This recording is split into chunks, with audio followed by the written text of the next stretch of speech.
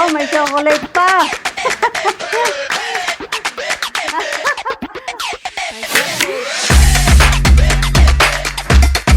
Okay. Thank you so much, Ma'am Jess, sa maganda mong binigay sa amin, mga accommodation, lahat po ng mga rooms, maganda.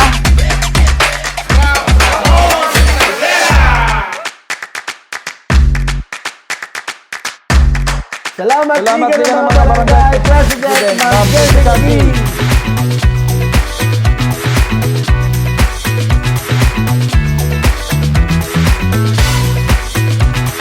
Busog na to, quality. Maraming salamat sa pagkain po. Salamat, Liga ng mga Barangay.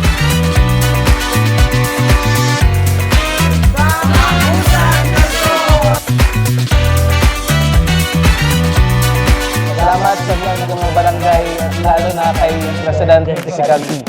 Bisyong May Puso.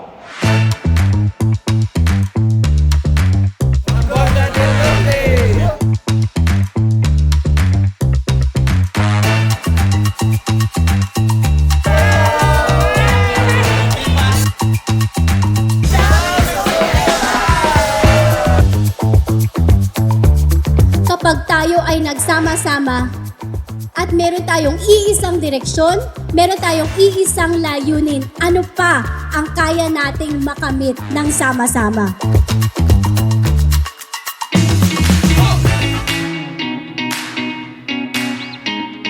Welcome po sa ating kauna-unahang General Assembly.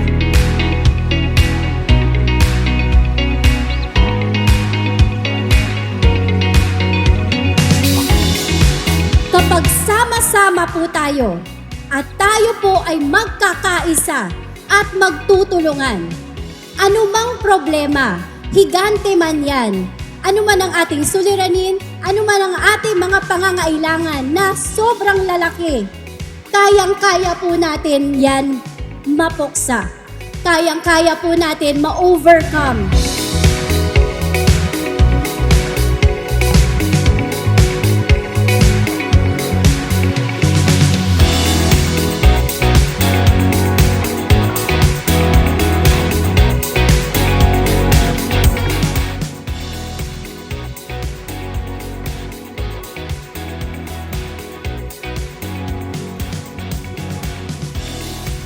Together, let us build a stronger, more proactive, and progressive barangay system.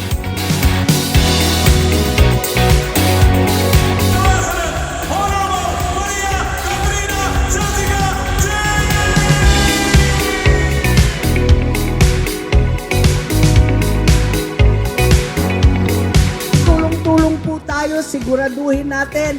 Alam naman ninyo, ako yung senadora ng barangay. Ako lang ang panay, ang tutok sa inyong honorarium na magkaroon ng professionalization at saka minimum honorarium.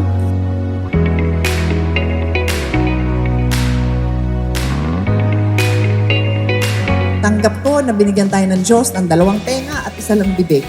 Therefore, doble dapat ang pagpapakinig kaysa pagpapasalita.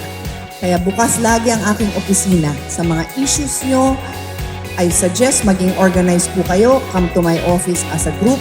Represent your concerns. I am very happy to listen because that is my job.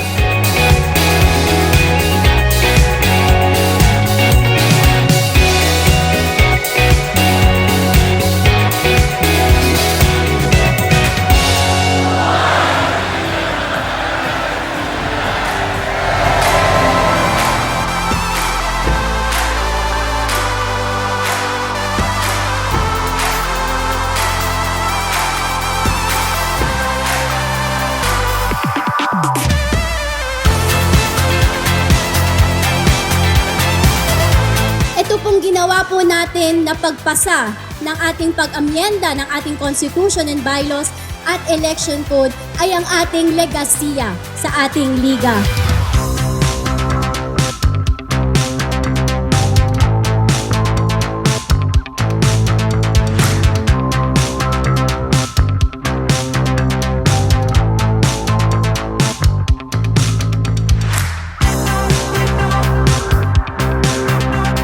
The triumph of our barangays is a victory for our beloved Filipinos.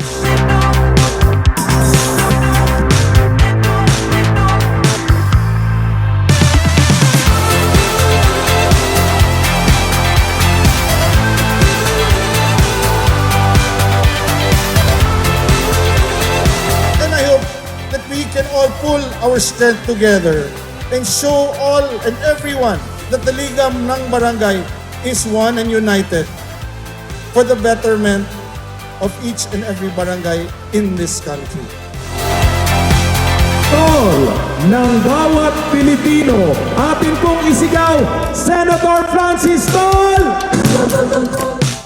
Sa lahat po na nanggagaling sa iba't ibang bahagi ng Pilipinas, sana po maunawaan natin na ang problema ng Pilipinas ay hindi short-term, mid-term, near long-term, kung hindi generational.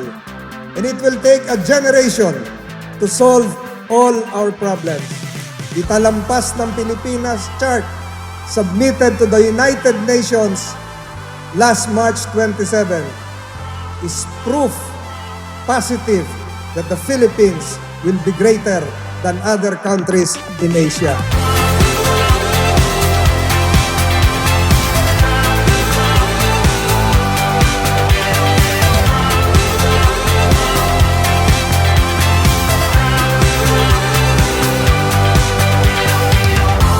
Kayo ang takbuhan ng lahat ng problema. Ultimo sa maliliit na problema, problema ng awa ng barangay, problema ng mag-asawa, lahat. Pagka may ultimo utang, kapitan ang minsan utangan.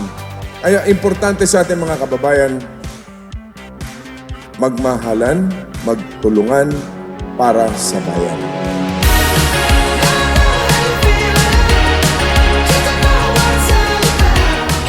We have to put dignity to your work as elected officials dahil kayo lang po ang elected officials na walang sweldo, puro honorarium, We have to stop that.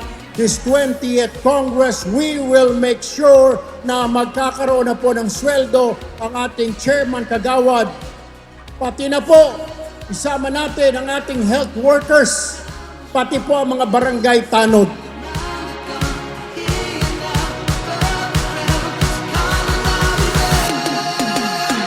Yung goal natin, pagkagawa tayo ng walang katapusang ligasiya. Pagdating ng panahon, wala na tayo dito sa mundo. Sasalubungin tayo ng Panginoon at sabihin sa atin, "Well done, good and faithful servant. Come enter to my paradise." Ang sarap pakinggan yon.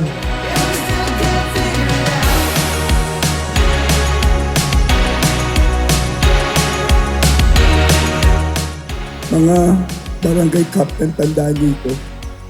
Hindi lahat ang posisyon ang importante. Ang importante, ang manilbihan ka and making a difference for our country. Bababa ako sa inyo.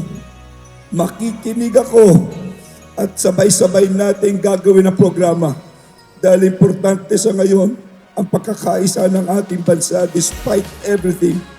Importanteng umangat ang Pilipinas sa ating lahat sa pagkakaisa natin. Mabuhay ang mga barangay captain, mabuhay kayong lahat at maraming salamat po.